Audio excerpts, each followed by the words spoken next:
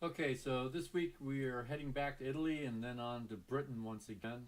But first we're to Italy and Dante Alighieri. So Dante, born we think somewhere around 1265 in Florence, raised in Florence, Italy, a city that he didn't much care for, despised due to the corruption discord he witnessed. But during the years around 1300, Florence was caught in a large-scale confrontation between uh, forces or powers that were supportive of the church and those favoring the independence of city-states. And Dante was involved as a member of the political governing body in Florence, and his role as envoy from the city to the seat of the papal government in Rome. Now, his view was that secular rule and ecclesiastical rule, so you know, civilian government and religious rule government, should be clearly divided, and that an idealized emperor with strong rule was necessary for the church to exercise its moral and religious authority. So he felt that he should condemn, uh, or his idea, therefore, was condemned by the Catholic Church to its limitations on church political power.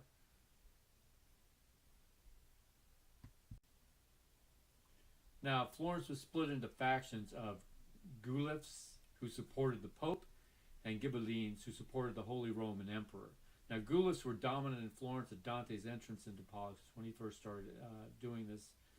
But the group soon split into factions of black Guelphs, who supported Boniface the Seventh, and white Guelphs, who opposed Boniface's despotism. You know, this uh, putting people into place of power that hadn't earned it. Now, Dante was allied with the latter, who opposed Boniface. And when he was off in Rome, the black Guelphs, who did support Boniface, took power, and he was forbidden to return to Florence under penalty of death. And there's some story about a fine needed to be paid that he refused to pay, but that's kind of strange since his family, his wife and children, were still in Florence.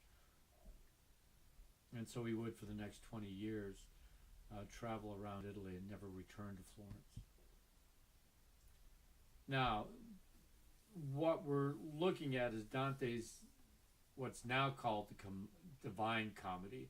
But Dante first called it just a comedy. Divine was later added by a poet, Boccaccio, to kind of give an idea of what the subject matter was about, and that it was elevated style in which it was written. Now, comedy, as your book states, is not used here as we would today. You know, it's not ha ha he he. Here it simply means that there's a happy ending. Early commentators viewed the world as a faithful poetic record of a real, viewed the word as a faithful poetic record of a real visionary experience. They felt that like God had come to Dante and given him this vision of hell, purgatory, and heaven. He reflects on contemporary theological views of the persistence of the union of the body and the soul even after death. This is what's showing up in his work.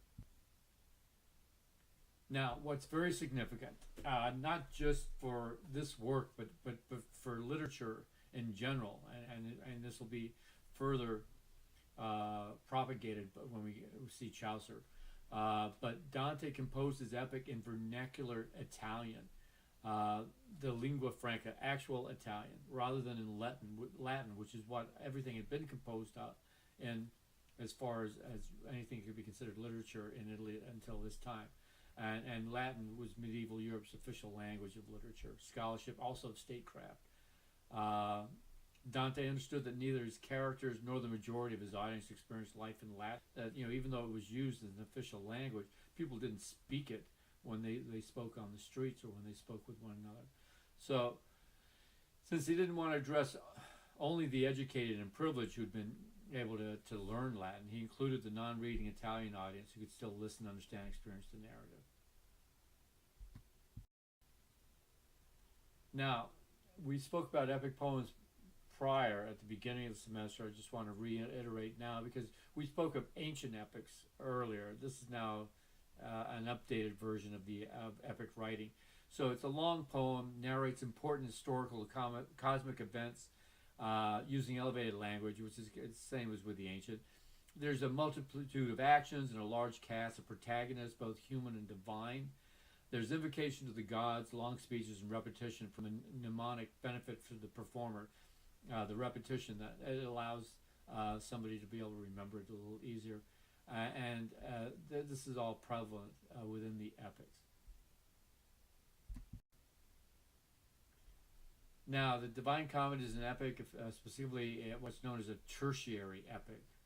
The trion, 3-in-1 nature of Christian divinity, and you'll see that the three motive continually shows up in the Inferno and throughout the Divine